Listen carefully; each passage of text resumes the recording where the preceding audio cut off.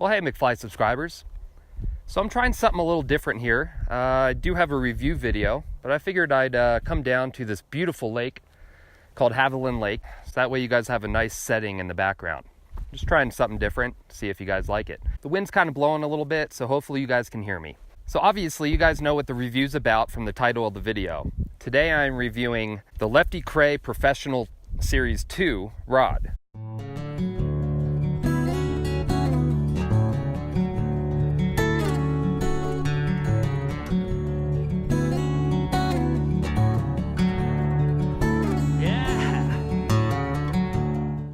Now, this is not a new rod. This has been out for a long time, but I have fished it for a long time. This isn't like I just got it and started fishing it. In fact, I've had this rod for many, many years, and I've fished it quite a bit.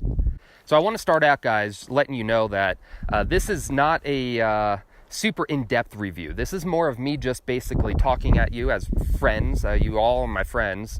All you subscribers that watch the channel all the time know that, you know, I basically kind of talk like off the cuff, basically. This is more of my take on the rod and how it fishes and what I think about it rather than full details. Now, I will list a lot of the details of the rod in the description section. So if you want to know about the weight of the rod, all the different things that you want to know about it, I will put the more in-depth details there. So a lot of people will go out and they'll say, okay, it's a good rod, they'll feel it and whatnot, but they, for them to fish it for many years, it's just impossible to do a review like that when you first get a rod, okay? I've put this thing through the ringer. I've caught trout, I've caught bass, I've caught even striper, and even some saltwater fish on this rod, and this is a 5-weight, okay? I also have an 8-weight that I've used before, and you guys have seen me use this rod and my 8-weight on my channel. So let's start off, guys, with the construction of the rod, the looks of the rod, and the overall basic components and whatnot. So first off, right off the bat, the handle, it's cork, and it's a decent cork. I mean, I've had this for many years. Now, if you look, there is a little bit of pitting going on. Of course, I've had it for a long time, but there is a little bit of pitting going on, okay? It's not a perfect cork, but at the price range, I mean, come on, guys, let's be honest. It's not something to really gripe about, if that makes sense. But the cork is very nice. It's not bad, really, in reality. Mine's quite dirty because I've used it so many times and so much. But it's a quality cork for the price of the rod, okay? I wouldn't expect much more. In fact, it's above and beyond what I really expect for the price point of this rod. Overall, this is a matte black rod, basically. There's a little bit of sheen to it, but it's mostly matte. And the wraps are black as well with a gold accent. So it's a very nice looking rod. The nice thing about all black is that you can kind of match it with any reel. There's no reel that's going to kind of clash with it and whatnot, if that makes any difference to you. Some people like to make sure that the rod, looks nice with the reel, and sometimes they get different color lines to be able to match with the rod. That's not really me, but it's, matte black does allow for almost any rod to be used with this, or any reel to be used with this. The insert here is a carbon fiber, so it's not like a wood. It's a nice looking, but it's not that traditional wood, inlay, but that's okay. We've got a nice kind of almost like gunmetal reel seat here that basically it works really well. It's a double locking, which is great. It really kind of holds that reel on there well, and there's no issue with it kind of undoing, which a lot of rods are doing nowadays, and I think it's a good thing to have. But that carbon fiber with that kind of gunmetal kind of reel seat looks very nice, but again, it's not that traditional feel. So it depends on what you're looking for. The guides are pretty good quality. They've got the snake guides up here, which is pretty common for most rods, and they've got two stripping guides here. So that's quite common, but they're pretty good quality. In fact, I've never had issues with the stripping guides. None of them have come off, so they're a higher quality stripping guide. Sometimes this little ceramic insert, which this is ceramic, will come off, and it's never done that for me, so that's good. So that means they used high quality materials. So overall, I think the rod looks nice if that's the kind of look that you're going for. If you don't want that traditional, you want that kind of more newer feel, then it's a great looking rod. So this rod is priced at around 125 to I think 75, depending on the weight and style of the rod. I think this one, the 5 weight, 9 foot 5 weight, pretty common. Most everyone has a 9 foot 5 weight, one of the most common rods out there. I want to say, I'll put in the description section, like I said, I don't have all the details. I think it's around the 145 mark for price. So that's a really good price rod to be a decent quality rod, if that makes sense. This is not a $900 Sage, and it's not going to perform like that. It's not a $900 Scott. It's not a $900 rod, period. So I don't expect it to perform like that. I would call this a rod for kind of a beginner fisherman. This is not a Walmart brand rod. This is not a junk rod. This is not something that you'll feel like you have to, once you get good at fishing and you want to continue it, you won't feel like you really have to upgrade, because it is a good quality rod. But you're not blowing $900 on a rod, right? Being at the 100 and so price point, under 200 for sure, it's a great price, I think, for someone starting off. Okay, and the quality of the rod is pretty good, and you can continue using it as you improve in your fishing and you might not want to get something nicer. You might not need to. I still have this rod, and I've been fishing for quite a long time, and I still use it. It's not like it just sits in my, in storage and I never use it anymore. In fact, you guys have seen me use it.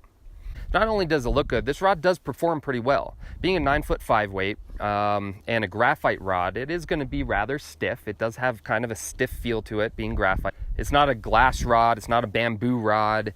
That being said, this is not a Sage method. Okay, this is not a super stiff rod. There is a little flex to it, and I think it's a really good rod to start out with if you've never fished before.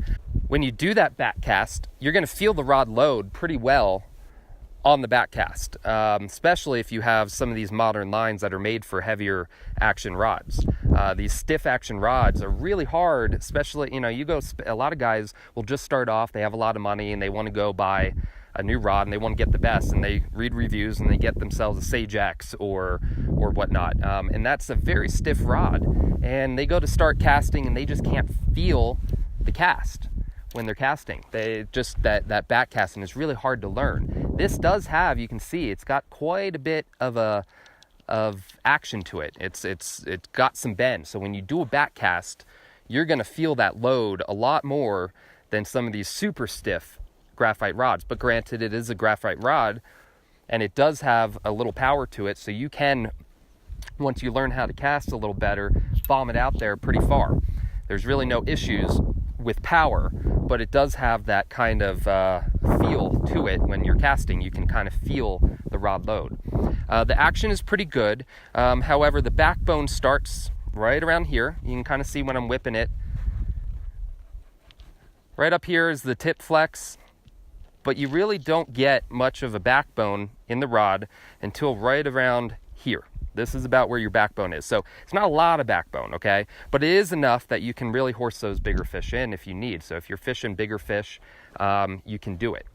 But it is relatively I would call it a moderate action graphite rod, but it's not a super limp, rod. But it's also not super stiff. It's right in the middle, which is great for someone just starting, I think. The tip flex on it is pretty good. You can see it kind of returns quickly back, but there is a bit, you can see there's a bit more jiggle. Some of these higher end rods, especially the stiffer action, you do that and it kind of returns back and stays. Okay, so this does have a bit of a wiggle to it. Now, that being said, it's not anything that, especially if you're starting off or, generally most people are not going to notice that too much, okay? But it does leave a kind of a I would say a mushy feel, okay? Granted, being $100 and something rod, this is not that big of a deal. The mushiness is not that big of a deal, but you don't have quite the sensitivity you would on some of these other higher end rods, okay? That wiggle is just, it is what it is, and I could not expect it to return perfectly back without any kind of wiggle at the price point that it is. But it is a little mushy, okay? That's not a bad thing when you're starting off, and that's not a bad thing really in general, mostly. You just don't get that sensitivity. So when you're doing your cast, you can feel that rod load, but a lot of times when you go forward, you've got that wiggle, and you don't get that perfect, really tight cast. Granted, you're not going to get that unless you are an excellent caster. And in fact, I am not even that great of a caster that it makes that much of a difference for me. I've got a couple other rods. In fact, I've got a Sage method, and that's really good at returning quickly back. It's not mushy at all. In fact, it's one of the stiffer rods out there, and I still don't have a perfect loop that comes out. It comes out sometimes a little open. So, that being said, that's not that big of a deal, but if you are looking for a super power rod, something that you can cast really tight loops with, this might not be for you. But in reality, guys, how many of us are that good at casting super tight loops? I'm not. You're probably not. Most people aren't. The only people I know that are going to be guides, okay? This is, in my opinion, guys, I'm going to wrap this up, try to make this short. In my opinion, I think this is an incredible rod for the price point. If you're just starting fishing, I think this is the rod for you. I always suggest this rod to anyone that just starts fishing. That doesn't, that has a little money to spend, because this, with some line, quality line, and a reel, you're still looking at $250 setup. Granted, it's not a $900 rod, but you get an inexpensive reel. You don't need an expensive one for most of the fishing you do. Let's be honest, a lot of reels are basically line holders. And unless you're fishing big, powerful fish, if you're trout fishing, you just don't need a drag on it. It's not that big a deal. You can get any cheap reel and put it on.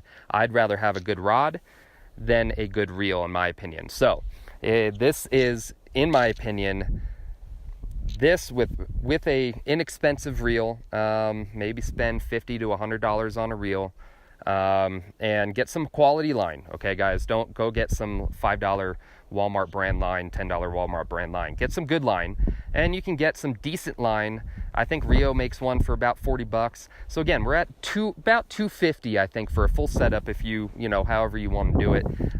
This being a $150 rod, maybe another $100 on line and a reel, and I think you've got yourself an incredible rod that you could fish with for a very long time. And then you can worry about the components upgrading. You can get higher end line later once you get really good at it. And the higher end line you put on a rod, the better the rod is going to perform, okay? So I think just starting off, I always tell people this is the rod for you if you're just starting off. You've never fished before, this is it. Or if you want a rod as a backup rod. So for instance, you go take a trip and you want to bring two rods, right? So you've got your nice high-end rod. You've been fishing for a long time. You know how to cast. You've got your higher-end rod with you, and you fish that. But let's say it breaks. God forbid something happens to that rod, it breaks. Bring this with you. Have this as your secondary rod just in case something happens. And then you've got a backup.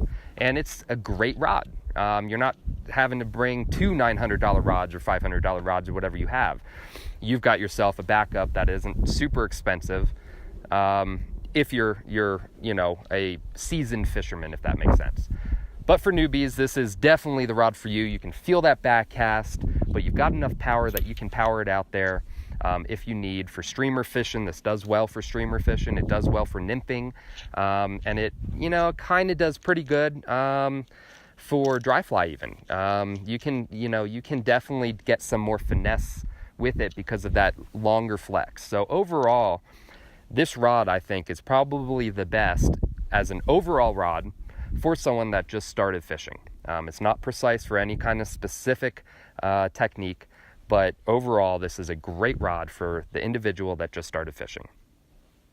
So, pick up one of these if you don't have it already, especially if you're just starting into fishing and want to try to figure out what rod to get.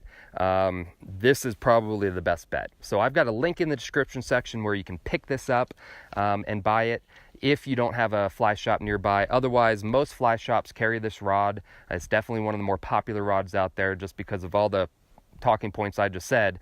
It is a good rod for a price, or for the price that a lot of people want to spend, right? So pick this up at your local fly shop. If you don't have one nearby or they don't have it, I do have a link in the description section where you can pick one up as well online. I think you guys will be very happy with the rod. I will see you on the next video. Now you go catch some fish.